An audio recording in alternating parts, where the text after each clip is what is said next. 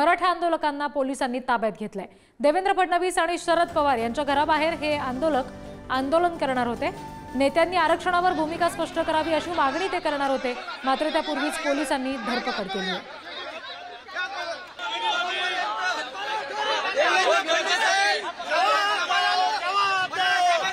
दृश्य बघतो ज्यांच्या नेतृत्वात आंदोलन केले जाणार होते ते रमेश केले पाटील आणि त्यांचे हे सगळे सहकारी आंदोलक आहेत ज्यांना पोलिसांनी ताब्यात घेतले।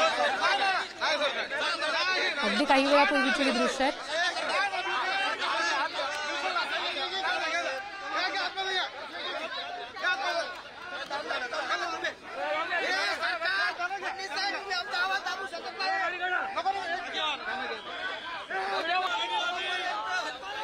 देवेंद्र फडणवीस यांच्या घराबाहेर आणि त्यानंतर शरद पवार यांच्या सुद्धा घराबाहेर आंदोलन केलं जाणार होतं।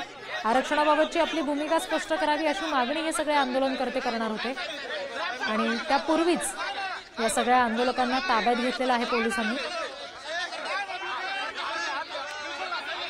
आता नेमकं पुढे काय घडतंय हे पाहणं फार महत्त्वाचं असेल, कारण थेट गृहमंत्र्यांच्याच घराबाहेर आंदोलन करण्याचा इशारा त्यांनी दिलेला होता। यापूर्वी सुद्धा अजित पवारांच्या घराबाहेर, शरद पवार यांच्या घराबाहेर आंदोलन केलेलं आहे या मराठा आंदोलकांनी। प्रतिनिधी शिल्पा नरवडे यांच्याकडून अपडेट्स घेऊया। शिल्पा, हे सगळे मराठा आंदोलक जे पोलिसांनी आता ताब्यात घेतले ते सध्या नेमकं कुठे आहेत? पुढे नेमकी काय कार्यवाही होऊ शकते?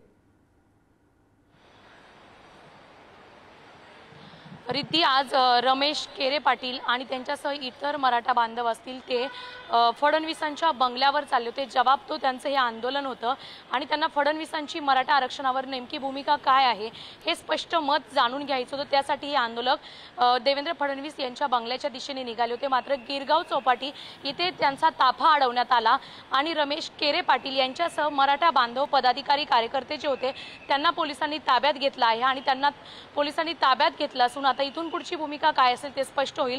मात्र त्यांना फडणवीस यांच्या बंगल्यावर जाण्यापासून पोलिसांनी रोखलं आहे। रिद्धी जी, शिल्पा, धन्यवाद दिलेल्या सगळ्या माहितीसाठी।